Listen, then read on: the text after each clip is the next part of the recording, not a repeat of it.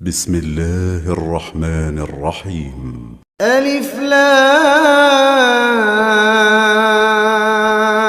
را. تلك آيات الكتاب المبين. إنا أنزلناه قرآنا عربيا لعلكم تعقلون. نحن نقص عليك أحسن القصص بما أوحينا إليك هذا القرآن وإن كنت من قبله لمن الغافلين. إذ قال يوسف لأبيه يا أبت إني رأيت 11 كوكبا والشمس والقمر رأيتهم لي ساجدين. قال يا بني لا تقصص رؤياك على إخوتك فيكيدوا لك كيدا إن الشيطان للإنسان عدو مبين. وكذلك يجتبيك ربك ويعلمك من تأويل الأحاديث ويتم نعمته عليك وعلى آل يعقوب كما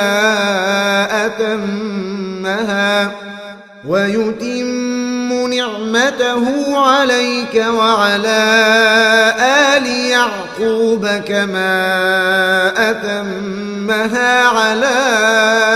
أبويك من قبل إبراهيم وإسحاق إن ربك عليم حكيم. لقد كان في يوسف وإخوته آيات للسائلين إذ قالوا ليوسف وأخوه أحب إلى أبينا منا ونحن عصبة إن أبانا لفي ضلال مبين. اقتلوا يوسف أو اطرحوه أرضا يخل لكم وجه أبيكم وتكونوا من بعده قوما صالحين. قال قائل منهم لا تقتلوا يوسف وألقوه في غيابة الجب يلتقطه بعض السيارة إن كنتم فاعلين. قالوا يا أبانا ما لك لا تأمنا على يوسف وإنا له لناصحون. أرسله معنا غدا يرتع ويلعب وإنا له لحافظون.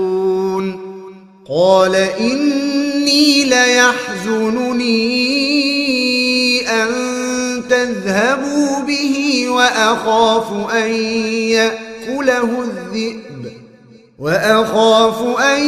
يأكله الذئب وأنتم عنه غافلون. قالوا لئن أكله الذئب ونحن عصبة إنا إذا لخاسرون. فلما ذهبوا به وأجمعوا أن يجعلوه في غيابة الجب وأوحينا إليه لتنبئنهم بأمرهم هذا وهم لا يشعرون. وجاءوا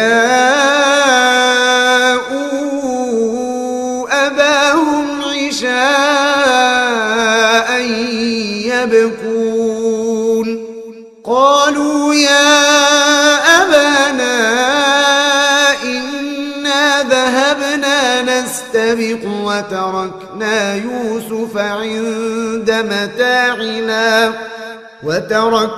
يوسف عند متاعنا فأكله الذئب وما أنت بمؤمن لنا ولو كنا صادقين وجاءوا على قميصه بدم كذب قال بل سولت لكم أنفسكم أمرا فصبر جميل والله المستعان على ما تصفون. وجاءت سيارة فأرسلوا واردهم فأدلى دلوه قال يا بشرى هذا غلام وأسروه بضاعة والله عليم بما يعملون. وشروه بثمن بخس دراهم معدودة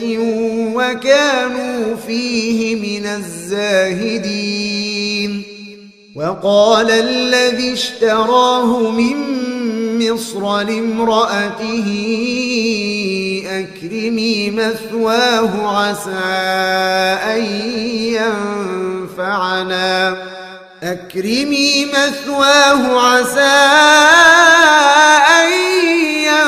ينفعنا أو نتخذه ولدا وكذلك مكنا ليوسف في الأرض ولنعلمه من تأويل الأحاديث والله غالب على أمره ولكن أكثر الناس لا يعلمون. ولما بلغ أشده آتيناه حكما وعلما وكذلك نجزي المحسنين. وراودته التي هو في بيتها عن نفسه وغلقت الأبواب وقالت هيت لك قال معاذ الله إنه ربي أحسن مثواي إنه لا يفلح الظالمون. ولقد همت به وهم بها لولا أن رأى برهان ربه كذلك لنصرف عنه السوء والفحشاء إنه من عبادنا المخلصين. واستبق الباب وقدت قميصه من دبر وألف يا سيدها لدى الباب قالت ما جزاء من أراد بأهلك سوءا إلا أن يسجن أو عذاب أليم. قال هي راودتني عن نفسي وشهد شاهد من أهلها إن كان قميصه قد من قبل فصدقت وهو من الكاذبين وإن كان قميصه قد من دبر فكذبت وهو من الصادقين. فلما رأى قميصه قد من دبر قال إنه من كيدكن إن كيدكن عظيم. يوسف أعرض عن هذا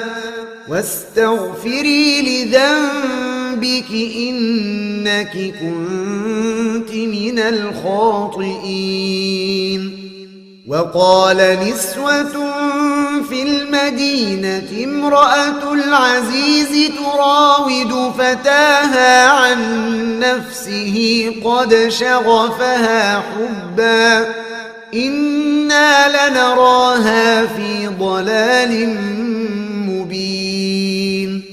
فلما سمعت بمكرهن أرسلت إليهن وأعتدت لهن متكأ وآتت كل واحدة منهن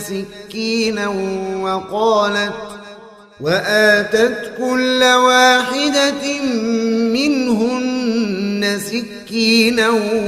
وقالت اخرج عليهن. فلما رأينه أكبرنه وقطعن أيديهن وقلن حاش لله ما هذا بشرا إن هذا إلا ملك كريم. قالت فذلكن الذي لمتنني فيه ولقد راودته عن نفسه فاستعصم ولئن لم يفعل ما آمره ليسجنن وليكون من الصاغرين. قال رب السجن أحب إلي مما يدعونني إليه وإلا تصرف عني كيدهن أصب إليهن وأكن من الجاهلين. فاستجاب له ربه فصرف عنه كيدهن إنه هو السميع العليم. ثم بدا لهم من بعد ما رأوا الآيات ليسجننه حتى حين. ودخل معه السجن فتيان قال أحدهما إني أراني أعصر خمرا وقال الآخر إني أراني أحمل فوق رأسي خبزا تأكل الطير منه نبئنا بتأويله إنا نراك من المحسنين. قال لا يأتيكما طعام ترزقانه إلا نبأتكما بتأويله قبل أن يأتيكما ذلكما مما علمني ربي إني تركت ملة قوم لا يؤمنون بالله وهم بالآخرة هم كافرون. واتبعت ملة آبائي إبراهيم وإسحاق ويعقوب ما كان لنا أن نشرك بالله من شيء ذلك من فضل الله علينا وعلى الناس ولكن أكثر الناس لا يشكرون. يا صاحبي السجن أأرباب متفرقون خير أم الله الواحد القهار. ما تعبدون من دونه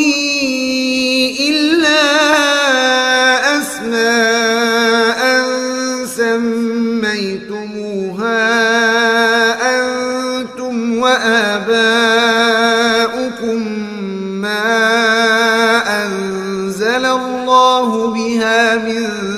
سلطان إن الحكم إلا لله أمر ألا تعبدوا إلا إياه ذلك الدين القيم ولكن أكثر الناس لا يعلمون يا صاحبي السجن أما أحدكما فيسقي ربه خمرا وأما الآخر فيصلب فتأكل الطير من رأسه قضي الأمر الذي فيه تستفتيان وقال للذي ظن أنه ناج منهما اذكرني عند ربك فأنساه الشيطان ذكر ربه فلبث في السجن 9 سنين وقال الملك إني أرى 7 بقرات سمان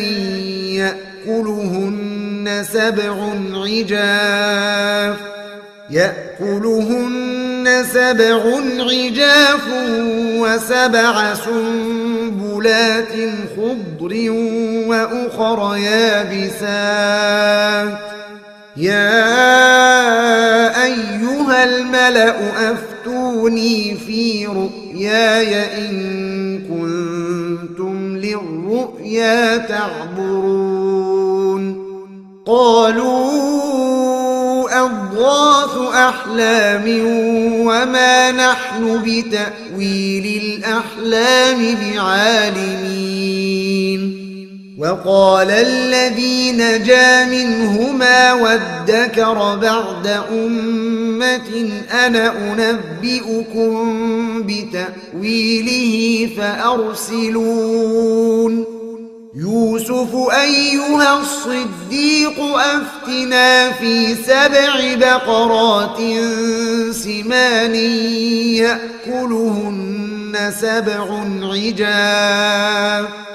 يأكلهن 7 عجاف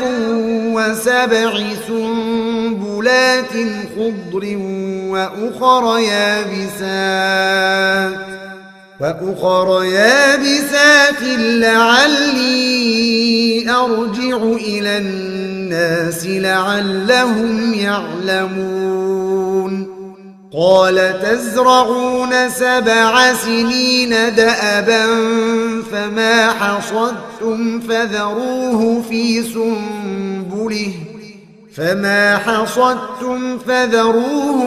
سنبله إلا قليلا مما تأكلون ثم يأتي من بعد ذلك 7 شداد يأكلن ما قدمتم لهن إلا قليلا مما تحصنون ثم يأتي من بعد ذلك عام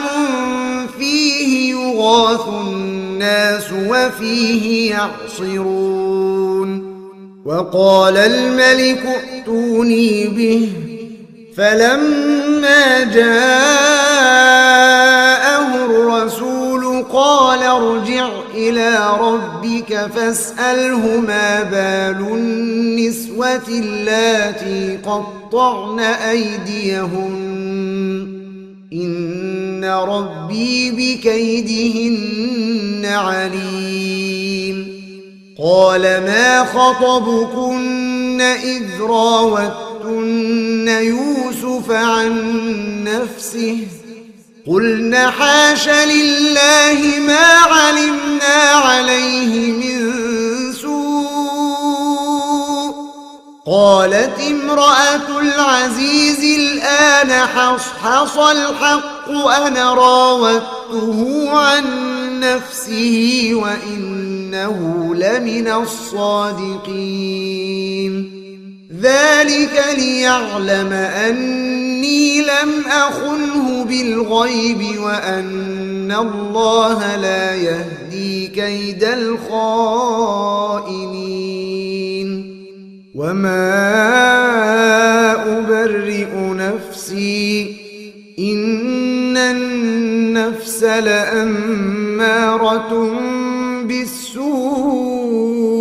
إلا ما رحم ربي إن ربي غفور رحيم وقال الملك ائتوني به أستخلصه لنفسي فلما كلمه قال إنك اليوم لدينا مكين أمين قال اجعلني على خزائن الأرض إني حفيظ عليم وكذلك مكنا ليوسف في الأرض يتبوأ منها حيث يشاء نصيب برحمتنا من نشاء ولا نضيع أجر المحسنين ولأجر الآخرة خير للذين آمنوا وكانوا يتقون وجاء إخوة يوسف فدخلوا عليه فعرفهم وهم له منكرون ولما جهزهم بجهازهم قال ائتوني بأخ لكم من أبيكم ألا ترون أني أوفي الكيل وأنا خير المنزلين فإن لم تأتوني به فلا كيل لكم عندي ولا تقربون قالوا سنراود عنه أباه وإنا لفاعلون وقال لفتيانه جعلوا بضاعتهم في رحالهم لعلهم يعرفونها إذا انقلبوا إلى أهلهم لعلهم يرجعون فلما رجعوا إلى أبيهم قالوا يا أبانا منع منا الكيل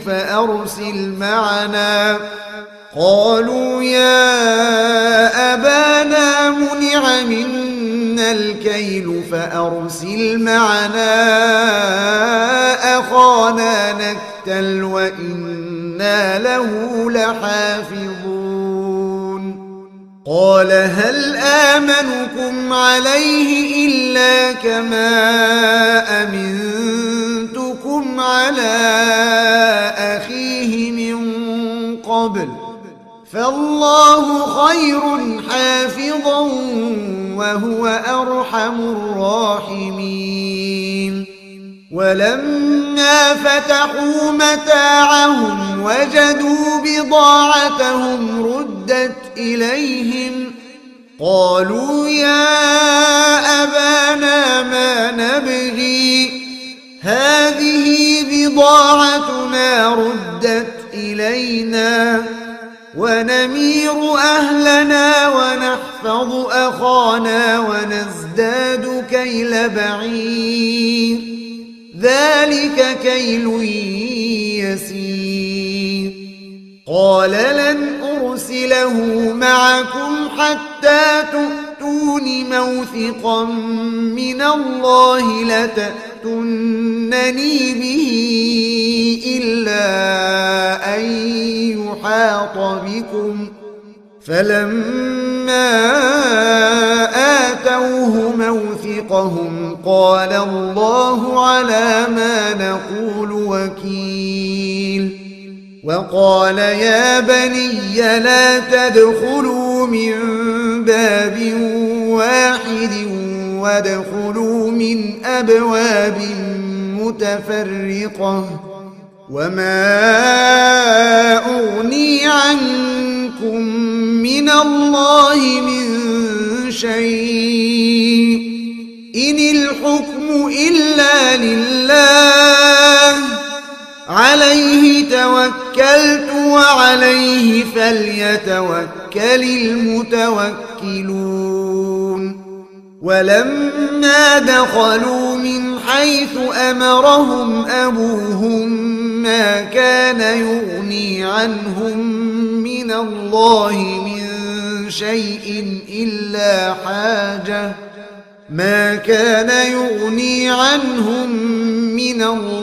من شيء إلا حاجة في نفس يعقوب قضاها وإنه لذو علم لما علمناه ولكن أكثر الناس لا يعلمون ولما دخلوا على يوسف آوى إليه أخاه قال إني أنا أخوك فلا تبتئس بما كانوا يعملون فلما جهزهم بجهازهم جعل السقاية في رحل أخيه ثم أذن مؤذن أيتها العير إنكم لسارقون قالوا وأقبلوا عليهم ماذا تفقدون قالوا نفقد صواع الملك ولمن جاء به حمل بعير وأنا به زعيم قالوا تالله لقد علمتم ما جئنا لنفسد في الأرض وما كنا سارقين قالوا فما جزاؤه إن كنتم كاذبين قالوا جزاؤه من وجد في رحله فهو جزاؤه كذلك نجزي الظالمين فبدأ بأوعيتهم قبل وعاء أخيه ثم استخرجها من وعاء أخيه كذلك كدنا ليوسف ما كان ليأخذ أخاه في دين الملك إلا أن يشاء الله نرفع درجات من نشاء وفوق كل ذي علم عليم قالوا إن يسرق فقد سرق أخ له من قبل فأسرها يوسف في نفسه ولم يبدها لهم قال أنتم شر مكانا والله أعلم بما تصفون قالوا يا أيها العزيز إن له أبا شيخا كبيرا فخذ أحدنا مكانه إنا نراك من المحسنين قال معاذ الله أن نأخذ إلا من وجدنا متاعنا عنده إنا إذا لظالمون فلما فلما استيئسوا منه خلصوا نجيا قال كبيرهم ألم تعلموا أن أباكم قد أخذ عليكم موثقا من الله ومن قبل ما فرطتم في يوسف فلن أبرح الأرض حتى يأذن لي أبي أو يحكم الله لي وهو خير الحاكمين ارجعوا إلى أبيكم فقولوا يا أبانا إن ابنك سرق وما شهدنا إلا بما علمنا وما كنا للغيب حافظين واسأل القرية التي كنا فيها والعير التي أقبلنا فيها وإنا لصادقون قال بل سولت لكم أنفسكم أمرا فصبر جميل عسى الله أن يأتيني بهم جميعا إنه هو العليم الحكيم وتولى عنهم وقال يا أسفا على يوسف وابيضت عيناه من الحزن فهو كظيم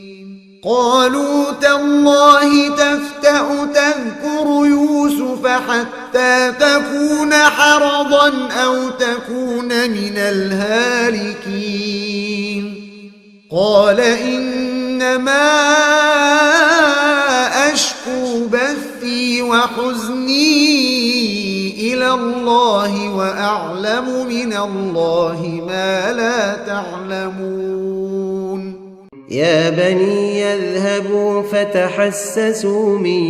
يوسف وأخيه ولا تيأسوا من روح الله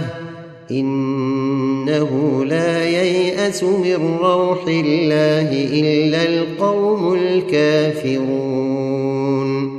فلما دخلوا عليه قالوا يا أيها العزيز مسنا وأهلنا الضر وجئنا ببضاعة مزجاة فأوف لنا الكيل وتصدق علينا إن الله يجزي المتصدقين قال هل علمتم ما فعلتم بيوسف وأخيه إذ أنتم جاهلون قالوا أئنك لأنت يوسف قال أنا يوسف وهذا أخي قد من الله علينا إنه من يتق ويصبر فإن الله لا يضيع أجر المحسنين قالوا تالله لقد آثرك الله علينا وإن كنا لخاطئين قال لا تثريب عليكم اليوم يغفر الله لكم وهو أرحم الراحمين اذهبوا بقميصي هذا فألقوه على وجه أبي يأت بصيرا وأتوني بأهلكم أجمعين ولما فصلت العير قال أبوهم إني لأجد ريح يوسف لولا أن تفندون قالوا تالله إنك إنك لفي ضلالك القديم. فلما أن جاء البشير ألقاه على وجهه فارتد بصيرا قال ألم أقل لكم إني أعلم من الله ما لا تعلمون. قالوا يا أبانا استغفر لنا ذنوبنا إنا كنا خاطئين. قال سوف أستغفر لكم ربي إنه هو الغفور الرحيم. فلما دخلوا على يوسف آوى إليه أبويه وقال ادخلوا مصر إن شاء الله آمنين. ورفع أبويه على العرش وخروا له سجدا وقال يا أبت هذا تأويل رؤياي من قبل قد جعلها ربي حقا وقد أحسن بي إذ أخرجني من السجن وجاء بكم من البدو من بعد أن نزغ الشيطان بيني وبين إخوتي إن ربي لطيف لما يشاء إنه هو العليم الحكيم. رب قد آتيتني من الملك وعلمتني من تأويل الأحاديث فاطر السماوات والأرض أنت وليي في الدنيا والآخرة توفني مسلما وألحقني بالصالحين. ذلك من أنباء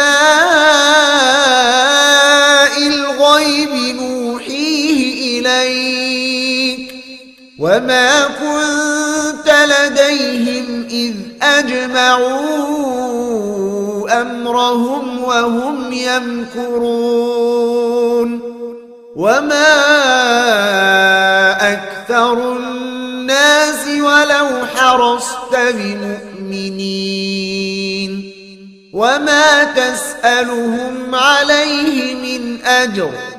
إن هو إلا ذكر للعالمين. وكأي من آية في السماوات والأرض يمرون عليها وهم عنها معرضون. وما يؤمن أكثرهم بالله إلا وهم مشركون. أفأمنوا أن تأتيهم غاشية من عذاب الله أو تأتيهم الساعة بغتة وهم لا يشعرون. قل هذه سبيلي أدعو إلى الله على بصيرة أنا ومن اتبعني وسبحان الله وما أنا من المشركين. وما أرسلنا من قبلك إلا رجالا نوحي إليهم من أهل القرى أفلم يسيروا في الأرض فينظروا كيف كان عاقبة الذين من قبلهم ولدار الآخرة خير للذين اتقوا أفلا تعقلون حتى إذا استيأس الرسل وظنوا أنهم قد كذبوا جاءهم نصرنا فنجي من نشاء ولا يرد بأسنا عن القوم المجرمين لقد كان في قصصهم عبرة لأولي الألباب ما كان حديثا يفترى ولكن تصديق الذي بين يديه وتفصيل كل شيء وهدى ورحمة لقوم يؤمنون